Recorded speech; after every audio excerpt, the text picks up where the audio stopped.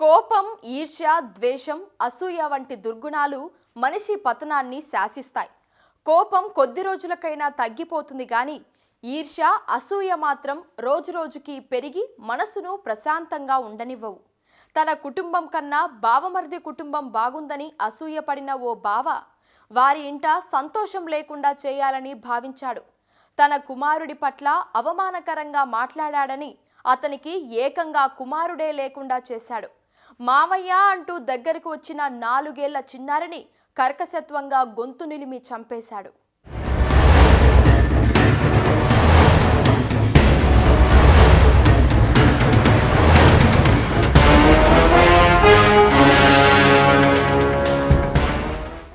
శ్రీ సత్యసాయి జిల్లా తలుపుల మండలం గరికపల్లికి చెందిన చంద్రకళ గంగాధర్ దంపతులకు 2 పిల్లలు. కష్టపడి కూలీ పనులు చేసుకుంటూ పిల్లలిద్దరిని పెంచుతున్నారు. గంగాధర్ సోదరిని కదిరికి చెందిన ప్రసాద్కిచ్చి వివాహం చేశారు. అప్పటి నుంచి 2 కుటుంబాలు ఎంతో అన్యోన్యంగా ఉండేవి.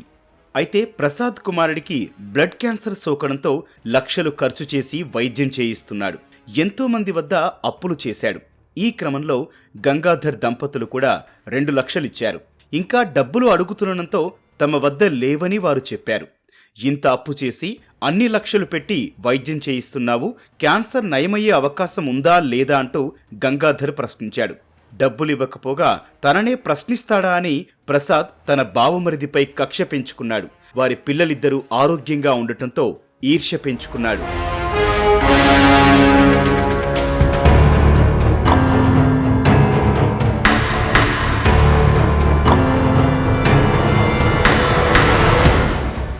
కుమారుడికి ఆరోగ్యం బాగాలేక తాను ఎలా బాధపడుతున్నానో అదే బాధ గంగాధర్కు తెలిసేలా చెయ్యాలని ప్రసాద్ భావించాడు. బయటకు మాత్రం అంతా బాగానే ఉన్నట్టు నటిస్తూనే లోలోపల ప్రసాద్ కుటుంబంపై కోపంతో రగిలిపోయేవాడు. ఈ క్రమంలో బావమరిది ఇంటికొచ్చిన ప్రసాద్ మేనల్లుడు మేనకోడల్ని ముద్దు చేసి వారికి డబ్బులిచ్చి బయటకు వెళ్లాడు.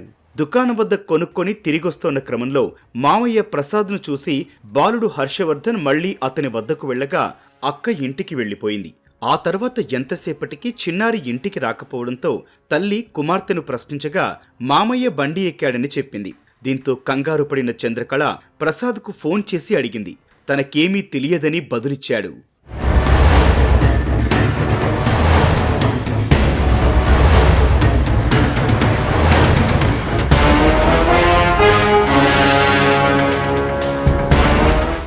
చిన్నారి హర్షవర్ధన్ కోసం ఊరు మొత్తం గాలించినా ఆచూకీ లభించకపోవడంతో కంగారు పడిన తల్లిదండ్రులు పోలీసులకు ఫిర్యాదు చేశారు.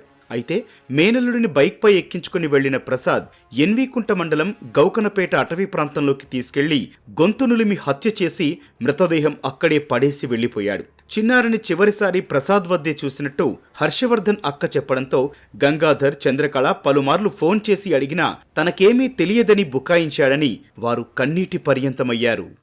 హర్షవర్ధన్ ఏడి వాడేడి అంటే వల్లే వినాడు బొమ్మ అంటే తీసుకురా బొమ్మ అన్నాడు సార్. తీసుకొచ్చింది రోజుసేపు కూర్చొని ఇంట్లో వాడు బాగా ఆయన దగ్గరవి కొంచెం కూర్చొని అట్లాడుకుని అన్నాడు సార్. పోతానా అన్నాడు సార్.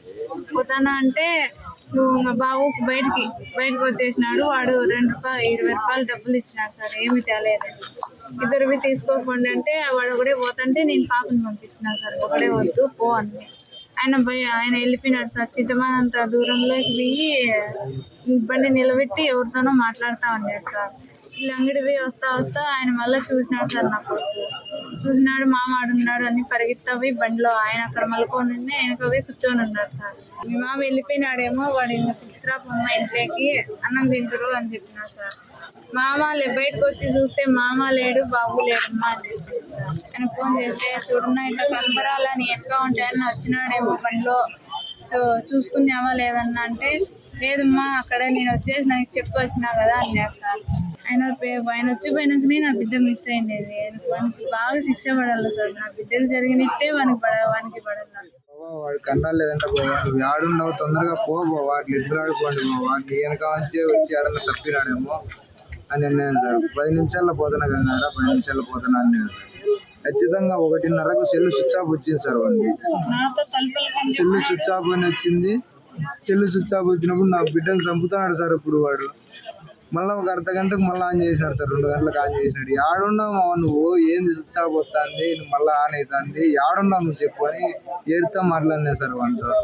మళ్ళీ ఒక అర్ధ గంట తర్వాత ఫోన్ చేసిన, మళ్ళీ అర్ధ గంట తర్వాత ఫోన్ చేస్తా అంటే ఒక 5 నిమిషాల్లో వస్తాను గంగారు, ఇన్ని పక్కన ఉండా అది ఇది అని చెప్పినా సార్. నేను 75 కిలోమీటర్ల అవతల నుంచి బొలోరాలో ఇంటికి వచ్చినప్పుడుక వాడు 10 కిలోమీటర్లు 15 కిలోమీటర్ల దూరంలో ఉండేవాడు ఇంకా రాలేదంటే ఖచ్చితంగా వాని మీదనే అనుమానం సార్ నాకు.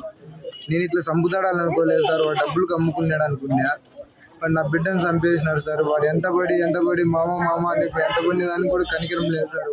అటవీ ప్రాంతంలో చిన్నారి మృతదేహం ఉందన్న సమాచారం మేరకు పోలీసులు వెళ్లి పరిశీలించి హర్షవర్ధన్ గా గుర్తించారు.